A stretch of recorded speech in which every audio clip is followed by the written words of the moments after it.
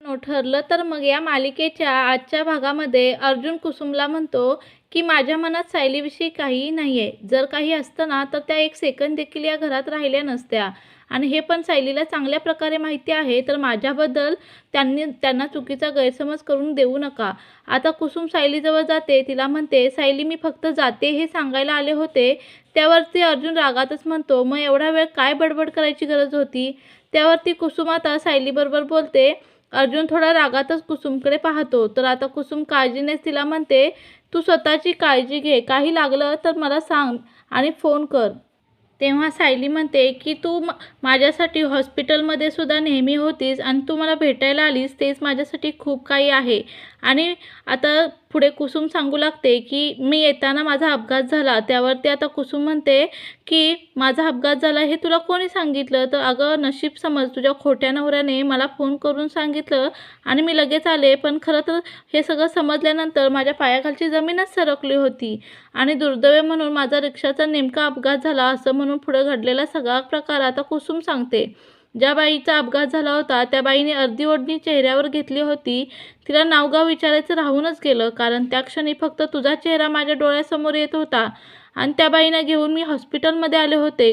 म्हटलं त्यांच्या हातावर मलमपट्टी करावी म्हणून मी हॉस्पिटलमध्ये घेऊन आले आणि तेव्हा मी तुझ्याकडे आले आणि त्या बाईंना पुन्हा पाहायला गेले तर त्या तिथे नव्हत्या.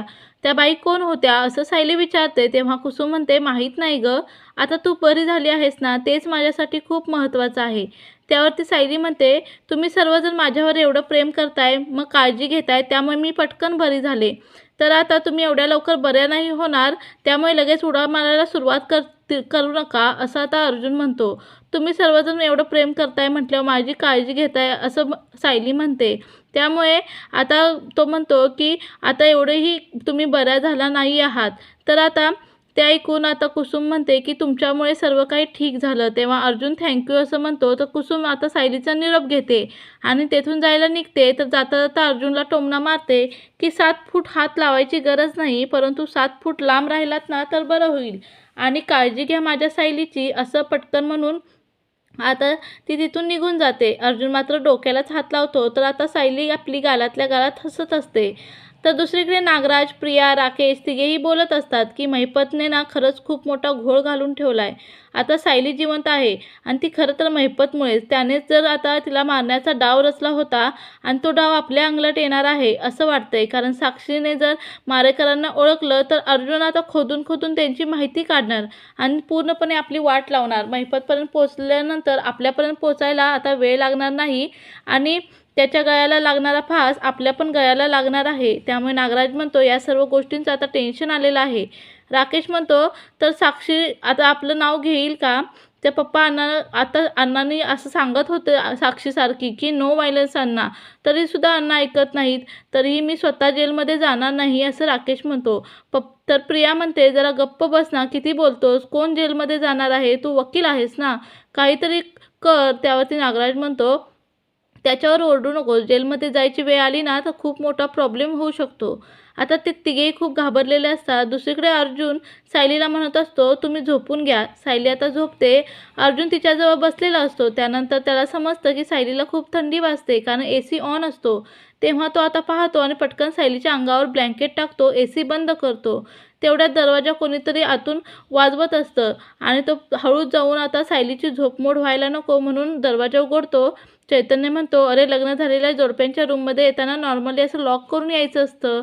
अर्जुन म्हणतो, अरे शांत बस, त्या झोपल्या आहेत. आधीच त्यांना ACमुळे खूप त्रास होत आहे. तर आता मी तो बंद केला आहे. तेव्हा आता चैतन्य अर्जुनकडे पाहतच राहतो. तर आता अर्जुन म्हणतो, असं काय पाहतोस रे माझ्याकडे तू? त्यावरती चैतन्य म्हणतो, की मिस्टर अर्जुन सुभेदार, मला तुम्ही असं वाटतंय की सायलीच्या प्रेमात पडलाय.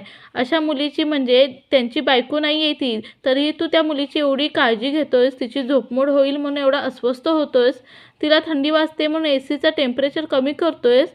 आणि अर्जुन विचारतो, की "तू असं मला का बोलतोयस? तर तू सायलीच्या प्रेमात पडला आहेस." असं चैतन्य म्हणतो. तेव्हा अर्जुन लगेच म्हणतो, की "काहीही बोलू नकोस, तसं काही नाही. सायलीवर जेव्हा वार झाला ना, तेव्हा तुझ्या मनाची घालमेल, तिच्याविषयी असणारी काळजी आणि मी स्वतः पाहिलं आहे. तुझ्या डोळ्यात तिच्याबद्दल प्रेम आहे." तेव्हा आता चैतन्य सांगू लागतो, "त्या नर्सने मला सांगितलं, तू सायलीला उचलून घेऊन आला होतास. तिची खूप काळजी करत होतास. तू सर्वांसोबत तिच्यासाठी भांडत होतास. ती क्रिटिकल झाली आहे म्हणून सर्वांसाठी आता ओरडत होतास आणि तिच्यासाठी वेडापिसा झाला होतास. मी प्रत्यक्ष डोळ्यांनी पाहिलं." अरे अर्जुन, तेव्हा आता सगळं काही आठवतं आणि कधी तू बाप्पासमोर हात जोडले नाहीस. तू फक्त आता सायलीचा विचार करत होतास आणि सायली बरी व्हावी म्हणून देवासमोर हात जोडून उभा राहिला होतास. आणि हे प्रेम नाही तर काय आहे? अर्जुनची आता बोबडीच वळते. तो म्हणतो, "असं काही नाही चैतन्य." चैतन्य म्हणतो, "अरे असंच आहे." तर अर्जुन म्हणतो, "अरे घरातील कोणाची अशी कंडिशन झाली असती ना, तर मी एवढाच सीरियस झालो असतो." तेव्हा चैतन्य म्हणतो, की "तुला लहानपणापासून ओळखतो.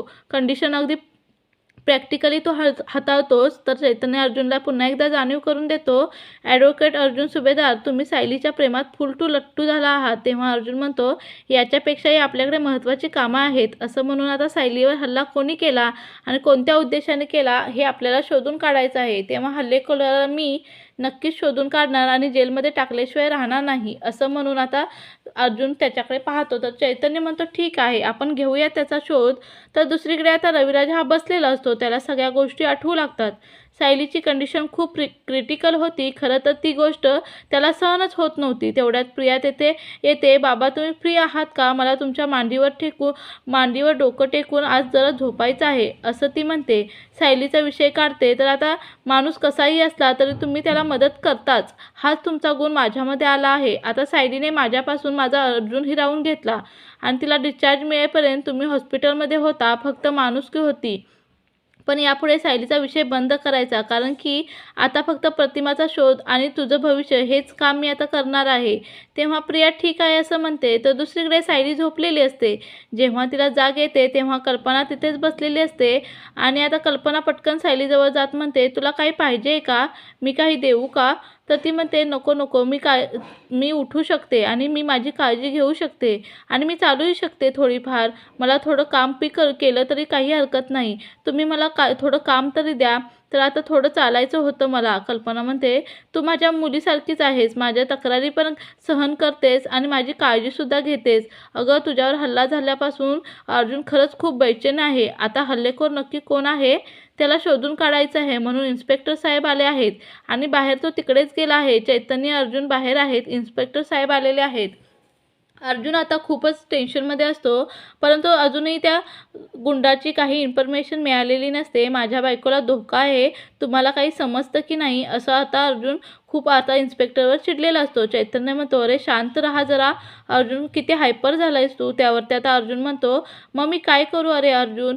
आता यांच्याकडे एकही अपडेट नाही, त्यावरती तुमच्याकडे कोणता पुरावा नाही." असं आता इन्स्पेक्टर साहेब म्हणतात. "आम्ही कसं शोधणार लगेच? आम्हाला थोडा वेळ द्यायला हवा ना तुम्ही." तेव्हा अर्जुन ठीक आहे असं म्हणतो. तर इकडे सायली आणि कल्पना दोघीही गप्पा मारत असतात. तेव्हा सायली म्हणते, "आई, जेव्हा मी शुद्धीवर आले ना तेव्हा तुम्ही नव्हता.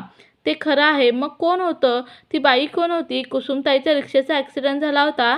त्या बाईंना खूप लागलं होतं. त्यांना हाताला मलमपट्टी करण्यासाठी ती घेऊन आली होती हॉस्पिटलमध्ये आणि त्या लगेच निघून गेल्या.